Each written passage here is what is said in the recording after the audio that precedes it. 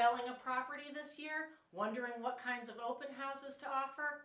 I'm Neathery with Focus Real Estate. Stay tuned and I'll tell you all about it. When I'm listing a property and working with a seller, I like to make that property available to buyers as much as possible, so I offer the whole gamut of open house types. So we start with just traditional weekend open houses between those core hours of 12 and 2. We also will add a broker caravan where we just invite brokers to come through.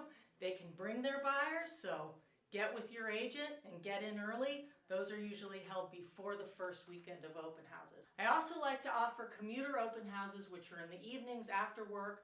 Those work for people on their way home, stopping by, who might be away for the weekend and not available during those core weekend hours. I also like to offer a neighbors only open house, which happens a little bit before the first public open house. We open it a little bit early, we get all the neighbors in there, and that really generates a lot of excitement about the place. You like those ideas?